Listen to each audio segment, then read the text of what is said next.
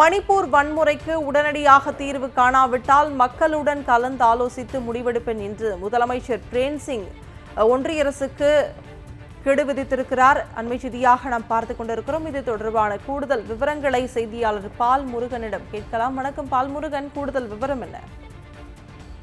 அது மணிப்பூரில் 18 மாதங்களாக நீடித்து வரக்கூடிய இந்த வன்முறையை தடுக்க நடவடிக்கை எடுக்க வேண்டும் என்று முதலமைச்சர் தலைமையில் தற்போது பாஜக எம்எல்ஏக்கள் கூட்டத்தில் தீர்மானம் நிறைவேற்றப்பட்டிருக்கிறது. ஒன்றிய அரசுக்கு கெடு விதித்து தீர்மானம் இயற்றப்பட்டிருக்கிறது.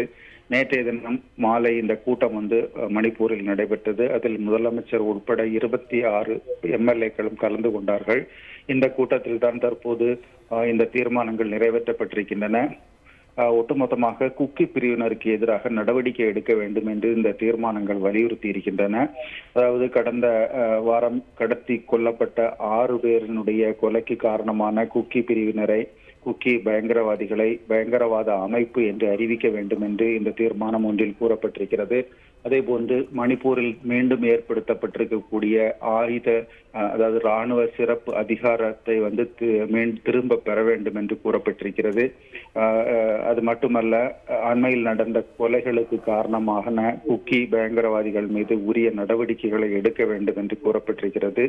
உரிய நேரத்தில் இது போன்ற நடவடிக்கைகளை எடுக்காவிட்டால் அடுத்த கட்டமாக மக்களுடன் கலந்து ஆலோசித்து விரைவில் முடிவுகள் எடுக்கப்படும் என்று ஒன்றிய அரசுக்கு எச்சரிக்கை விடுக்கும் வகையில் இந்த தீர்மானங்களை தற்போது முதலமைச்சர் பிரேம்சிங் தலைமையில் நடைபெற்ற கூட்டத்தில் தீர்மானங்கள் இயற்றப்பட்டிருக்கின்றன. மணிப்பூர் பொறுத்த அளவில் கடந்த 10 நாட்களுக்கு மேலாகவே நிலைமை மிகவும் மோசமாக சென்று கொண்டிருக்கிறது. கடந்த 7ஆம் தேதிக்கு பிறகு மட்டுமே இதுவரை 20க்கும் மேற்பட்டோர் கொல்லப்பட்டிருக்கிறார்கள். கடந்த 1.5 ஆண்டுகளில் 300க்கும் மேற்பட்டோர் கொல்லப்பட்டிருக்கிறார்கள். அண்மையில் மணிப்பூர் முதலமைச்சர் வீட்டின் மீதும் எம்எல்ஏக்கள் வீட்டின் மீதும் தாக்குதல் நடத்தப்பட்டிருக்கிறது. எம்எல்ஏக்கள் வீடுகள் தீ வைக்கப்பட்டிருக்கின்றன. இவ்வளவு மோசமான நிலை நீடிக்கக்கூடிய சூழ்நிலையில்தான் ஒன்றிய அரசுக்கு எதிராக முதலமைச்சரும் எம்எல்ஏக்களும் தீர்மானம் ஒன்றை இயற்றியிருக்கிறார்கள். டெல்லியை பொறுத்தளவில் உள்துறை அமைச்சர் அமித்ஷா தலைமையில் இன்றைய தினமும் அவசர ஆலோசனை கூட்டங்கள் நடத்தப்பட இருக்கின்றன. நேற்றைய தினம் மணிப்பூருக்கு கூடுதலாக 5000 மத்திய படையை அனுப்ப முடிவு செய்யப்பட்டிருக்கிறது.